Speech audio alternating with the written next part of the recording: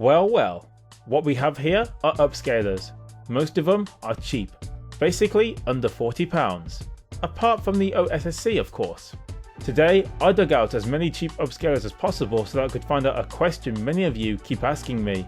Are cheap upscalers worth a look? Today I tested up to 6 different upscalers that work with my Elgato HD60S Plus capture card. Here's a picture of the 6 in question. The AV to HDMI didn't work, and trust me, I tried, and the PS2 to HDMI kept flickering, so those two aren't in this video.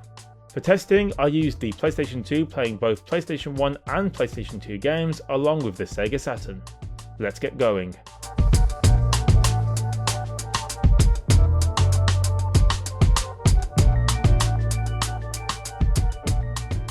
For this video folks, I want to let the upscalers do the talking, so most of this episode will not feature much talking from me. Basically, the OSSC will be the benchmark upscaler as it's the best that I currently have, and the others will have to be at least decent to be worth a second or third look. I'll give you some quick facts while the footage rolls. These cheap upscalers have different connection types and all range about £10 to £40. All of the upscalers in this video will output at 720p or 1080p and are fixed at 60Hz. Great if you live in an NTSC region, not so great here in the UK where it's PAL. All these cheaper upscalers also fall 16:9 aspect ratio, although my TV can enable a 4:3 option to make it all the proper aspect ratios as you can see here. I also want to stress that I did not test every upscaler on every game as I got enough data from just a small sample of games that I played. Anyway, watch the footage and see for yourself which upscalers do the job for PlayStation 1 content against the OSSC.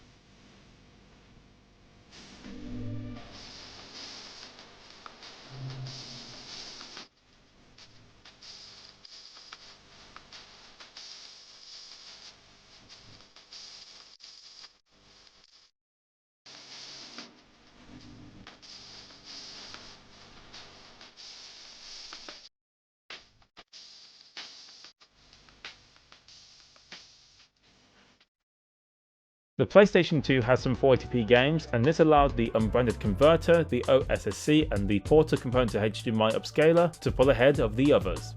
Which one is best for 480p? Watch to find out, along with the other games that I tested. Oh, by the way, the OSSC was set to 4x mode for interlaced content and 2x mode for 480p content.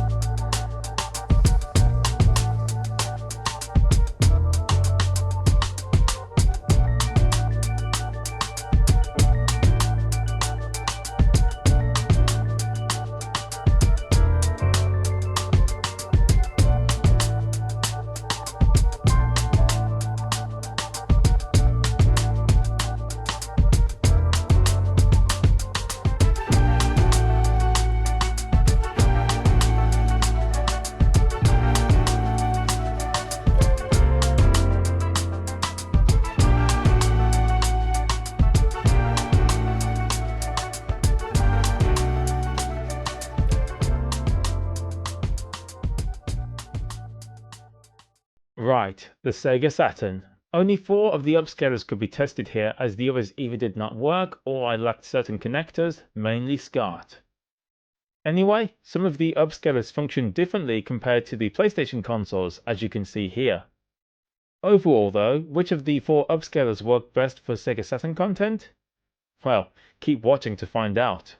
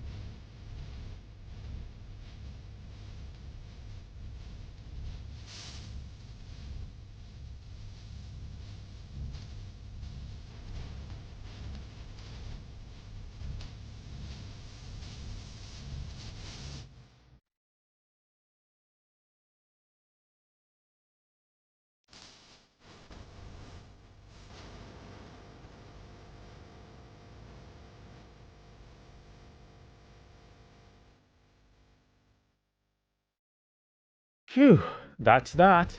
I always reserve from stating my opinion too much in these videos, but the OSSC licked every one of these upscalers. Yes, the porter component to HDMI upscaler was the best out of the cheap upscalers, but with devices like the RetroTink line of upscalers, along with the Rad 2X HDMI solutions out in the wild, most of these in my opinion are just a waste of time. Bear in mind, you are not spending too much more money on the RetroTink line to get far better quality than these cheap upscalers. Yes, the RetroTink and Rad 2X line of upscalers cannot do 480p natively, which sucks, but most of you playing these types of games, for the most part, will be fine without that. Ultimately, it is up to you to decide which upscalers are suitable for you, and there's plenty of information and videos to help you make a final purchase decision. Well folks, you let me know what your thoughts are, and until my next video, I will see you soon.